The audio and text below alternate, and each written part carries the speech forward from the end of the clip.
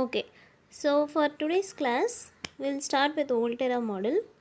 So, Volterra model பார்க்குறதுக்கு முன்னாடி the chapter title is non-parametric modeling. So, non-parametric modeling na enna? So, we have seen two different types of modeling, right? First unit we have seen the different categories of modeling. So, அதில் வந்து parametric and non-parametric அப்படின்னு ரெண்டு type பார்த்துருப்போம் இல்லையா?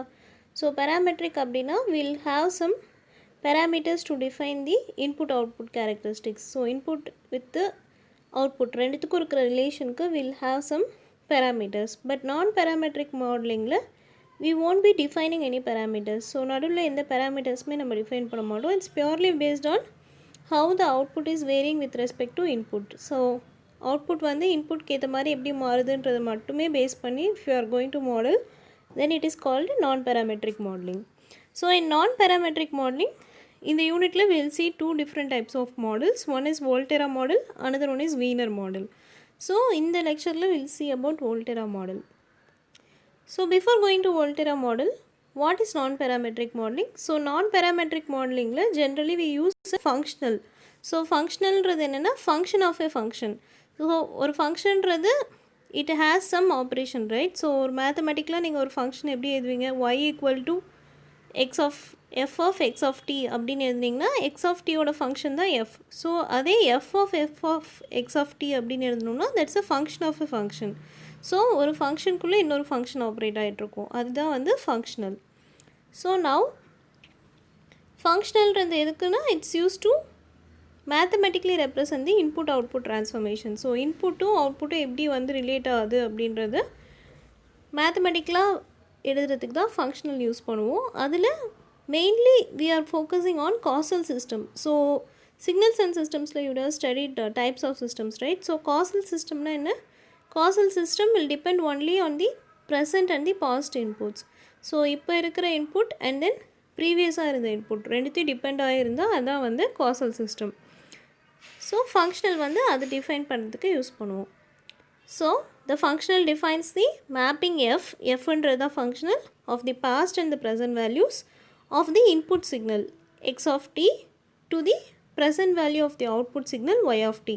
So நம்மளோட input x of t, output y of t, functional வந்து f which gives the relation between input and the output. So y of t equal to functional f of x of t dash where t dash is less than or equal to t.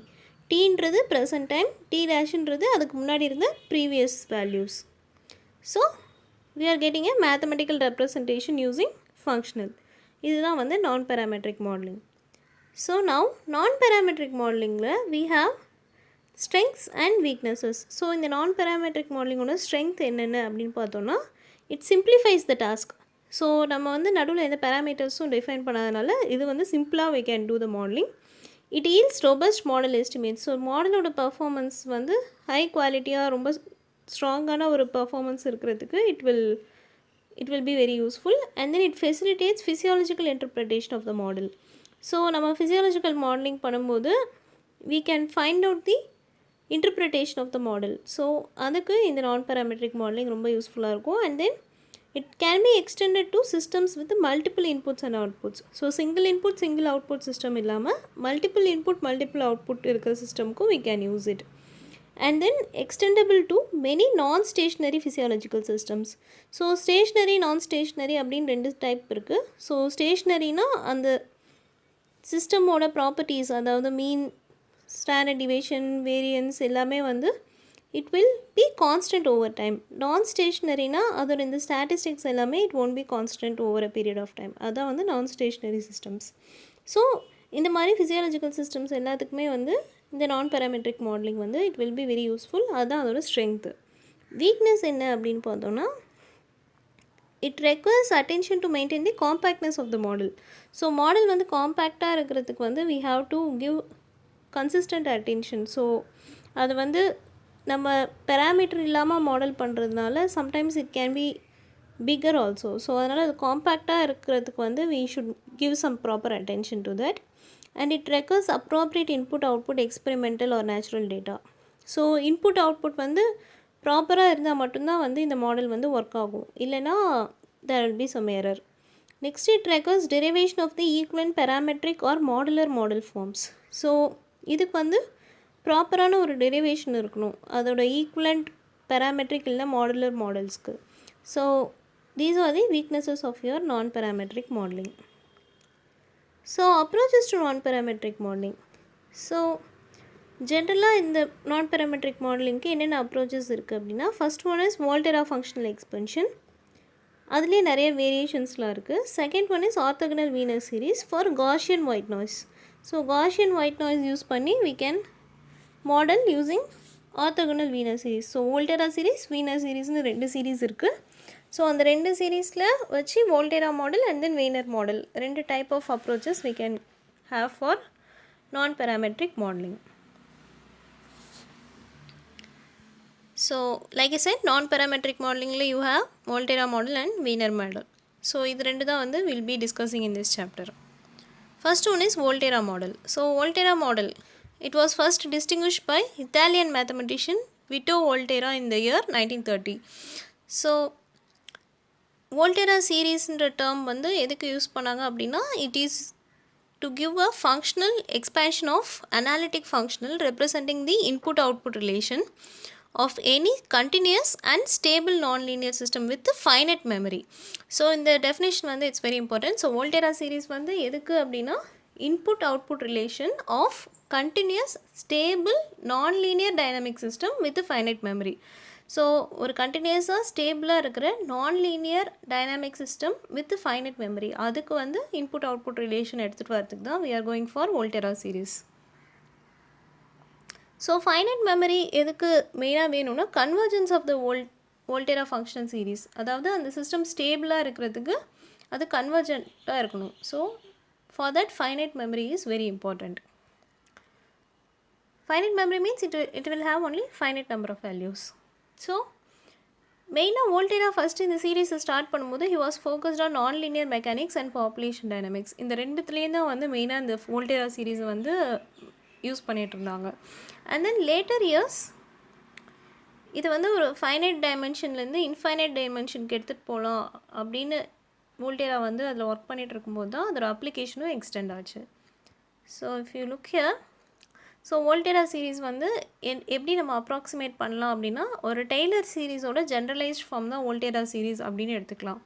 So first Taylor series எழுதிக்கலாம். Taylor series is ஒரு function இருக்குது, F of x1 to xm அப்படின்னு ஒரு function இருக்குது அப்படின்னா, அதில் space dimension m dimensions இருக்குது அப்படின்னா அதோட ஈக்குவேஷன் எப்படி இருக்கும், F of x1 to xm is equal to F of x1 star to xm star plus summation I equal to 1 to m alpha I xi minus xi ஸ்டார் plus double summation alpha I1 I2 x1 minus x1 xi1 star into xi2 minus xi2 star plus it goes on.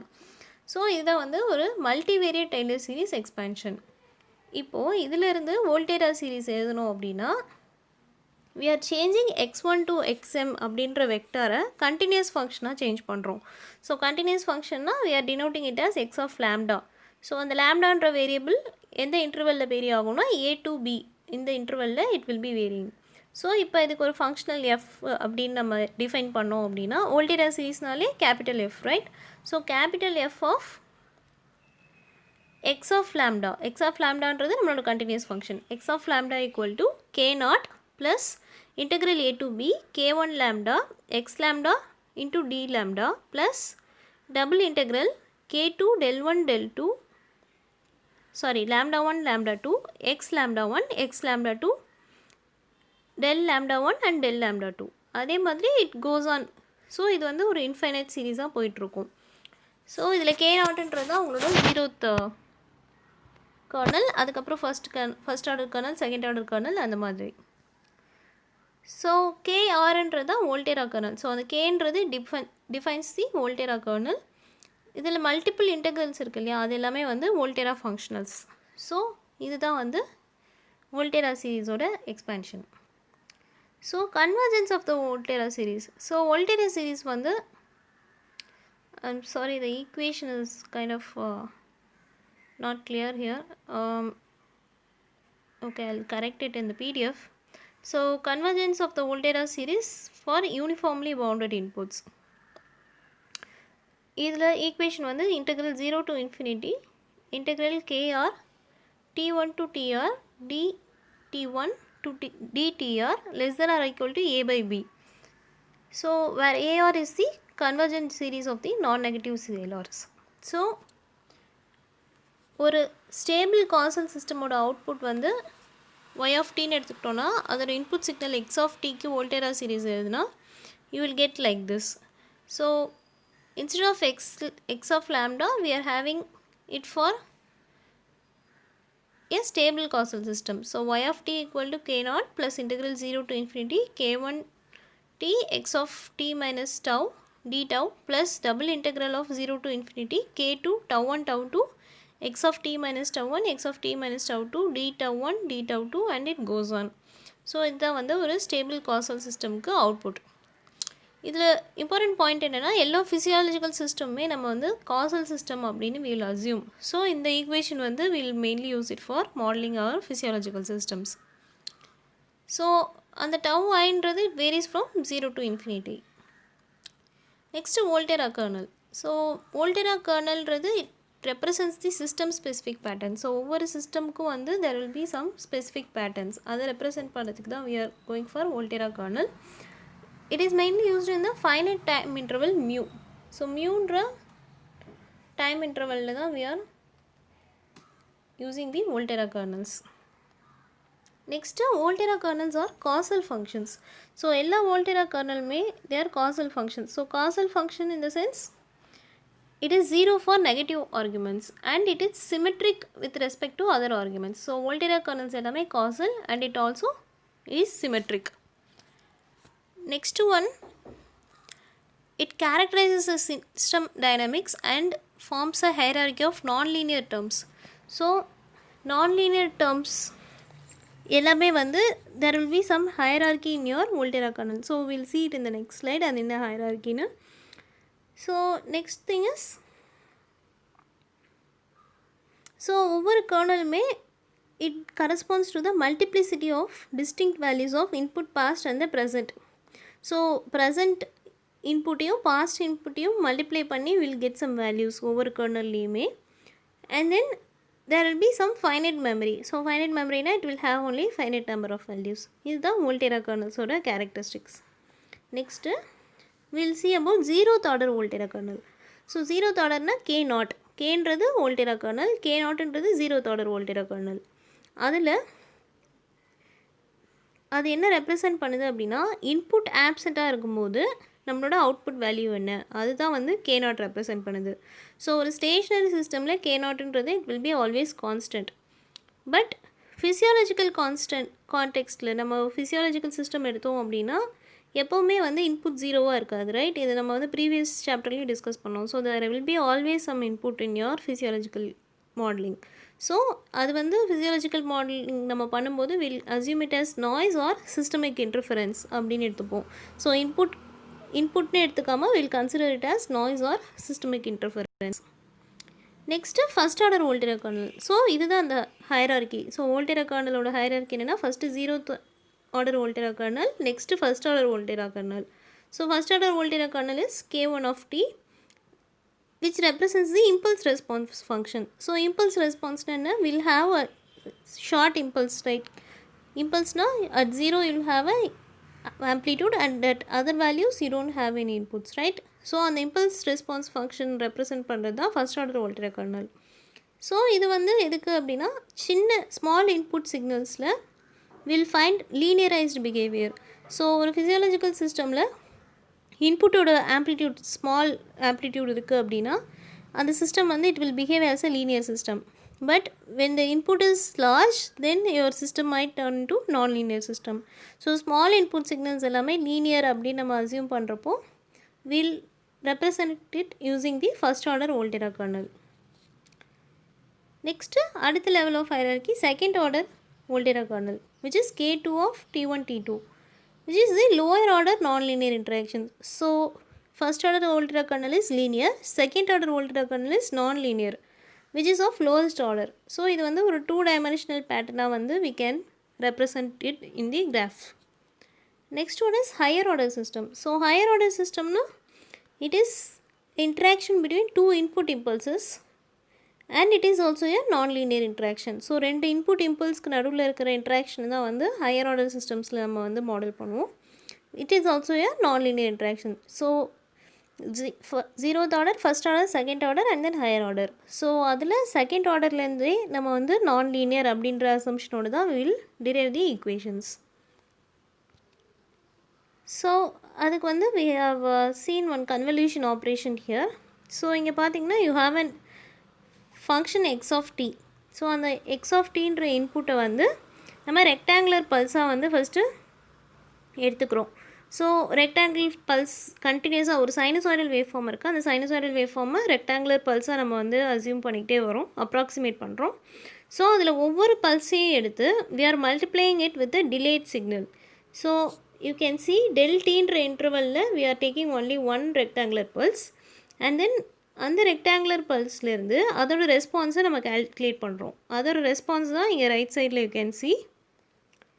So அதோட ரெஸ்பான்ஸை வந்து once we calculate the response of that particular single pulse, அந்த ஒரு பல்ஸோட response calculate பண்ணிவிட்டு and then இதே மாதிரி ஒவ்வொரு பல்ஸ்க்கும் அதோட ரெஸ்பான்ஸ் என்னன்றதை நம்ம கன்வல்யூஷனில் கண்டுபிடிச்சிட்டு finally we'll get the output here. So this is one example of the first order Volterra functional. So அதோட ஈக்குவேஷன் மேலே பார்த்தீங்கன்னா X of T is equal to summation X N del T P of T minus N del T. So இதுலேருந்து output என்ன, Y of T is summation X of N del T R T minus N del T. So இதுதான் வந்து first order Volterra ஃபங்க்ஷனலோட illustration. So ஒரு convolution operation வச்சு நம்ம அந்த first order Volterra kernel எப்படி ஃபங்க்ஷன் ஆகுதுன்றதை இங்கே ரெப்ரசென்ட் பண்ணியிருக்கோம்.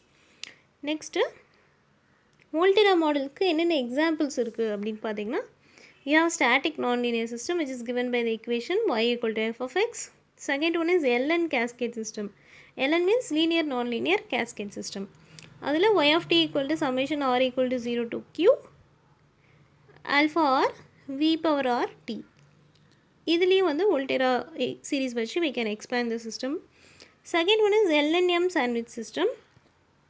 I mean third one. And fourth one is Riccati system. So Riccati system it can be used in linear and non-linear system ரெண்டுத்துலையுமே use பண்ணலாம். அது வந்து ஒரு குவாட்ராட்டிக் ஈக்குவேஷன் மாதிரி இருக்கும். So which is dy by dt plus ay plus by square is equal to cx. So இது எல்லாமே வந்து வோல்டேரா மாடலிங்கில் எக்ஸாம்பிள்ஸ். ஸோ இதோட டெரிவேஷன்ஸ் எல்லாமே புக்கில் இன்னும் டீட்டெயில்டாக இருக்குது, you can refer that. Next one is operational meaning of Volterra kernel. So Volterra கர்னலோட ஆப்ரேஷனல் மீனிங் என்ன? ஸோ நம்ம கர்னல் சொல்கிறோம், அதோட ஆக்சுவல் மீனிங் தான் என்ன அப்படின்னு பார்த்தா it represents the system signature. So ஒரு சிஸ்டம்னா அதோட ப்ராப்பர்ட்டி இப்படி தான் இருக்கும் அப்படின்றதுக்கு வந்து நம்ம ஒரு ஃபிக்ஸ்டு ரெப்ரசன்டேஷன் கொடுக்குறதுக்கு தான் we are using the Volterra kernel. So physiological system, non linear physiological சிஸ்டமில் இது வந்து it provides improved diagnostic purpose. So ஒரு ஃபிசியாலஜிக்கல் சிஸ்டமை மாடல் பண்ணிட்டோம் அப்படின்னா, ஃபார் எக்ஸாம்பிள் இப்போது எம்ஆர்ஐ இமேஜஸ் வச்சு நீங்கள் ஒரு மாடல் பண்ணுறீங்க அப்படின்னா அந்த எம்ஆர்ஐ இமேஜிலேருந்து கேன்சர் இருக்கா இல்லையா, பிரெயின் கேன்சர், பிரெயின் டியூமர் ஏதோ ஒன்று இருக்கா இல்லையான்னு நம்ம டயக்னைஸ் பண்ணுறதுக்கு இந்த மாதிரி வோல்டேரா கர்னல் வந்து it's very very helpful in modelling the physiological systems. And then third one is it gives system nonlinear dynamics. So அந்த சிஸ்டமோட நான்-லீனியர் பிஹேவியர் எப்படி இருக்குது அப்படின்றத ஒரு கம்ப்ளீட் டிஸ்கிரிப்ஷன் வந்து வோல்டேரா கர்னல் வச்சு we can get. And then ஒரு physiological ஃபங்க்ஷனோட understanding ப்ராப்பராக அதோட ஃபங்க்ஷன் வந்து எப்படி இருக்குது அப்படின்றத அண்டர்ஸ்டாண்ட் பண்ணிக்கிறதுக்கு we can use Volterra kernel.